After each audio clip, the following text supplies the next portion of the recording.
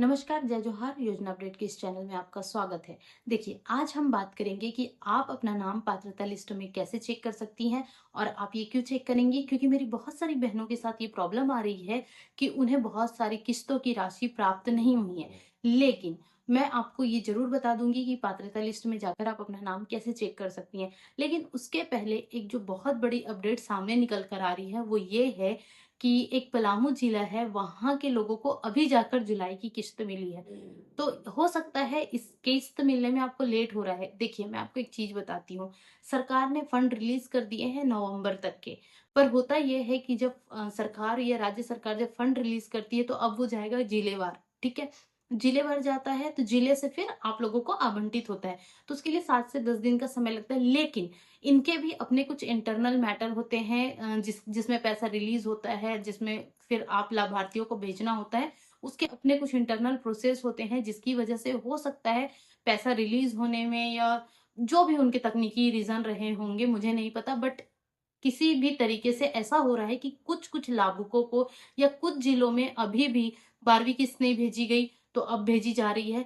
तो सबसे बड़ी अपडेट ये है कि अभी दुर्गा पूजा के में जो किस्त 14वीं भेजी जानी है, तब सरकार ने सीधे सीधे निर्देश दिए हैं कि जो भी बकाया राशि है उसे भी क्लियर की जाए। मतलब जिन्हें 12वीं 13वीं और 14वीं नहीं मिली है, उन्हें मिलेंगे 7,500 रुपए। ठीक है। जिन्हें 13वीं और 14वीं नहीं मिली है, देखिए मेरे कुछ कमेंट्स है जिसमें उन्होंने कहा था कि उन्हें 13वीं किस्त नहीं मिली है, तो 13वीं किस्त में आपको 13वीं के साथ 14वीं भी मिलेगी, यानी आपको मिलने वाले हैं 5,000 रुपए। और जिनको 14वीं किस्त नहीं मिली है उन्हें मिलेंगे 2,500 रुपए। ठीक है।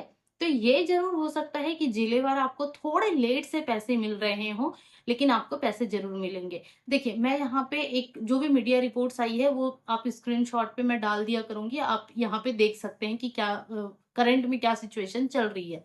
ठीक है। अब हम बात करते हैं कि जिन्हें बहुत समय से जो पात्र लाभार्थी हैं लेकिन पैसे नहीं मिल रहे हैं, तो अब उन्हें चेक करना है अपना नाम पात्रता लिस्ट में कि उनका नाम पात्रता लिस्ट में है या नहीं, वो इस योजना के लिए अब लाभार्थी है या नहीं, और नहीं है तो वो क्या कर सकते हैं।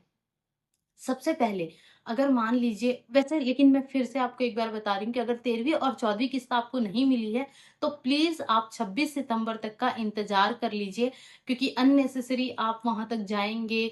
हो सकता है आपके आसपास प्रज्ञा केंद्र या सीएससी सेंटर थोड़े दूसरे गांव में हो, दूर हो, या हो सकता है ग्राम पंचायत जाना, फिर वहां पे ये काम कराना, क्योंकि ऑलरेडी इतने काम होते हैं, बहुत भीड़ भी लगी होती है। तो उस वजह से थोड़ा 26 तारीख तक का इंतजार कर लीजिए, थोड़ी भीड़ कम हो जाने दीजिए। आप भी श्योर हो जाएंगे। अगर 26 तक पैसा नहीं आता है तो उसके बाद आप जरूर से जा सकते हैं।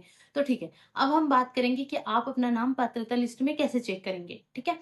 पहला, आप अपने नजदीकी ग्राम पंचायत, ठीक है, वहां पे आप जा सकते हैं। वहां पे वैसे तो लिस्ट टांगी जा चुकी थी पात्रता लिस्ट की, लेकिन अगर वो भी नहीं होता है तो आप सचिव से या जिनको भी वो कार्यभार दिया गया है, आप उनसे बात कीजिए। आपको पात्रता लिस्ट में आपको पता चल जाएगा कि आपका नाम है या नहीं। और उससे एक एक देखिए, और एक बेनिफिट है। आप जब वहां पे जाते हैं, साथ में अपने डॉक्यूमेंट्स रखिए। हो सकता है आप पात्र हैं लेकिन कुछ छोटी मोटी त्रुटि हो, मान लीजिए नाम करेक्शन या तकनीकी खराबी, और कभी कभी क्या होता है उनके एंड से भी हो सकता है फॉर्म, उनके एंड से मतलब आपने जहां भी फॉर्म भरा था वहां पे अगर थोड़ी सी भी गलती हुई हो तो उसकी वजह से प्रॉब्लम आती है। ठीक है। तो आपको वो करना है, उसे भी आपको सुधरवा लेना है। इसलिए डॉक्यूमेंट्स लेके जाइए, अगर निकलती है कोई गलती तुरंत वहां पे आप सुधरवा लीजिए। तो पहला क्या हुआ, आप अपने ग्राम पंचायत में नजदीकी जाइए, अगर अंचल कार्यालय है तो वहां जाइए। और सिर्फ आपको पात्रता लिस्ट देखना है तो आप वार्ड मेंबर से भी संपर्क कर सकते हैं, उनके पास भी पात्रता लिस्ट की जानकारी होती है। ये हुआ पहला तरीका। दूसरा तरीका क्या होगा, दूसरा तरीका ये है कि अपने नजदीकी प्रज्ञा केंद्र पे जाइए, सीएससी सेंटर पे जाइए। ठीक है। प्रज्ञा केंद्र और सीएससी सेंटर पे जाके भी आप जो है लॉगिन आईडी से अपना जो एप्लीकेशन आईडी है, अपना आधार नंबर, अपना रजिस्टर्ड मोबाइल नंबर, इसके थ्रू वो लॉगिन से स्टेटस देख लेंगे, आपके फॉर्म का क्या स्टेटस है, और आपको आवेदन की स्थिति बता देंगे। उससे उससे पता चल जाता है कि मतलब आप एलिजिबल हैं या रिजेक्टेड, आपका फॉर्म रिजेक्टेड है। तो वो दूसरा तरीका हो गया। अब देखिए तीसरे तरीके की बात करते हैं। तीसरा तरीका क्या होगा, तीसरा तरीका ये होगा, आप वेबसाइट ओपन करेंगे तो आप ऊपर की ओर देखिएगा हेल्पलाइन नंबर दिख रहा है। आप उस हेल्पलाइन नंबर पे कॉल करके भी अपने आवेदन की स्थिति पता कर सकते हैं। लेकिन मैं फिर कहूंगी, 13वीं और 14वीं किस्त के लिए पहले थोड़ा इंतजार कर लीजिए। अगर आप कॉल करना चाहते हैं तो निश्चित तौर पर वहां से भी आपको जानकारी मिल जाएगी। उसके अलावा वहीं पे नीचे आप देखिए ग्रीवियंस मेल करके लिखा हुआ है, ठीक है? आप वहाँ पे ईमेल की सहायता से भी आप जो है जानकारी प्राप्त कर सकते हैं, वहाँ से भी आपको सहायता मिल जाएगी। तो ये तरीका हुआ। अब उसके बाद हम फिर से देख लेते हैं, एक आप जा सकते हैं अपने नज़दीकी ग्राम पंचायत, दूसरा आप क्या कर सकते हैं, आप प्रज्ञा केंद्र या सीएससी जा सकते हैं, तीसरा वेबसाइट में हेल्पलाइन नंबर या ग्रीवियंस में मेल कर सकते हैं। चौथा जो एक तरीका है वो ये हो सकता है कि आप अपनी पासबुक अपडेट कराने के लिए डाकघर या बैंक में, तो उनके पास भी पोर्टल का लॉगिन होता है, तो उनके माध्यम से भी पता चल जाएगा कि आपका ट्रांजैक्शन रिजेक्ट हुआ है या आप जो है अभी भी एलिजिबल हैं। वो भी एक तरीका है। जैसे मैं आपको बता रही थी कि बैंक या डाकघर से भी पता चल जाएगा। तो वहाँ पे देखिए सिचुएशन ऐसी है कि अगर मान लीजिए आपके खाते से डायरेक्टली चेक करा सकते हैं, लेकिन आप बाकी की डिटेल्स उनसे पूछेंगे तो उनके लिए पॉसिबल नहीं है। क्योंकि आपको भी पता है बैंक में डाकघर में इतनी भीड़ होती है और इतने काम होते हैं, तो शायद वो आपको पूरी डिटेल्स में जानकारी ना दे पाए। मतलब आपको स्थिति का पता अगर चल भी गया कि मान लीजिए फॉर्म रिजेक्टेड है, तो वो लोग आपका फॉर्म नहीं सही करेंगे, वो सिर्फ बता पाएंगे कि रिजेक्टेड है। ठीक है, मेरे ख्याल से मैंने ये क्लियर कर दिया है। अब हम बात करते हैं जो सबसे बड़ी जो बात चल रही थी कि मीडिया रिपोर्ट्स में काफी कहा गया कि कोई भी लाभार्थी जो है वो स्वयं वेबसाइट के माध्यम से अपने आवेदन की स्थिति चेक कर सकते हैं। तो देखिए, आप ना यहाँ पे देखते जाइए अभी। मैं जैसे ही वेबसाइट पे जाती हूँ, साइड में आप देखिए लॉगिन के ऑप्शन है। तो उसमें 2 ही ऑप्शन दिखाई देते हैं, एक आधिकारिक लॉगिन है और दूसरा जो लॉगिन है उसमें दिख रहा है सीएसएस बीडीओ, मतलब आप यहाँ पढ़ लीजिए, ठीक है? ये ऑप्शंस दिखाई दे रहे हैं। तो मेरे ख्याल से ये जो है ऊपर वाले आधिकारिक हैं, दूसरा जो है प्रज्ञा या सीएससी, ये भी जो है कहीं न कहीं एक तरीके से उन्हीं लोगों से लॉगिन की जो कर किया जा सकता है, मतलब वही लोग इससे संबंधित है। साथ में अगर मुझे करना है तो यहाँ ऐसा कोई ऑप्शन नहीं आ रहा है कि एप्लीकेंट या फिर मैं अपनी एप्लीकेशन आईडी डालूँ और वहाँ से चेक कर पाऊँ। तो हाल-फिलहाल अभी इस वेबसाइट पे आम लाभार्थी जो हैं वो अपना स्टेटस नहीं चेक कर पाएँगे। एज़ ऑफ नाउ जो आज मैं शूट कर रही हूँ तब तक तो इस वेबसाइट में ऐसा कोई बटन नहीं है। ठीक है? तो ये वाला एक जो दिखाया जा रहा है कि आप स्वयं चेक कर सकते हैं, इसको तो हटा दीजिए, ये ऑप्शन अवेलेबल नहीं है।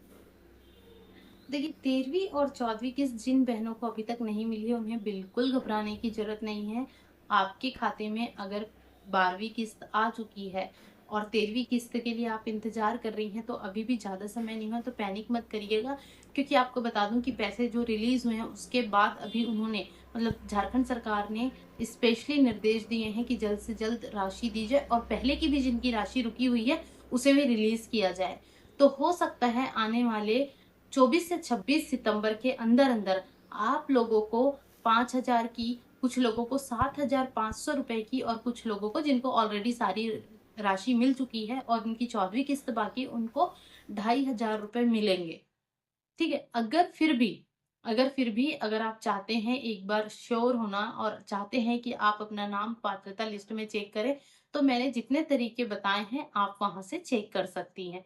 आई होप आपको मेरे द्वारा दी गई जानकारी पसंद आई हो। अगर प्लीज़ ये जानकारी आपको अच्छी लगी, आपको लगता है कि ये बहुत सही और सटीक जानकारी है, तो मेरी इस वीडियो को प्लीज़ ज़्यादा से ज़्यादा बहनों तक शेयर कीजिए और बहुत सारे कमेंट्स कीजिए और मुझे बताइए कि किन-किन जिलों में कौन-सी राशि पहुँची है, कौन-सी राशि नहीं पहुँची है, ताकि उस हिसाब से मैं आपको जानकारी दे पाऊँ, आपको सही वीडियो पहुँचा पाऊँ और दूसरा, जो दूसरी बहनें देख रही हैं, उन्हें पता चल पाए कि उनके जिले में अभी तक राशि आई है या नहीं आई है। सपोज़ आपने बोला कि आज मान लीजिए पलामू जिला में पैसा नहीं आया, तो दूसरी कोई पलामू जिला से जो देख रही है, जो परेशान हो रही है, उन्हें समझ आ जाएगा कि हाँ, भई हमारे जिले में अभी पैसे नहीं आए हैं, किसी को नहीं मिले हैं।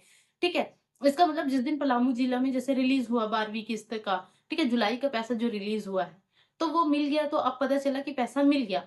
तो इसलिए मैं आप बहनों से निवेदन करती हूँ कि ज़्यादा से ज़्यादा प्लीज़ कमेंट कीजिए जिससे हमें सही और सटीक जानकारी मिलती रहे। और प्लीज़ मेरे वीडियो को ज़्यादा से ज़्यादा शेयर कीजिए। धन्यवाद।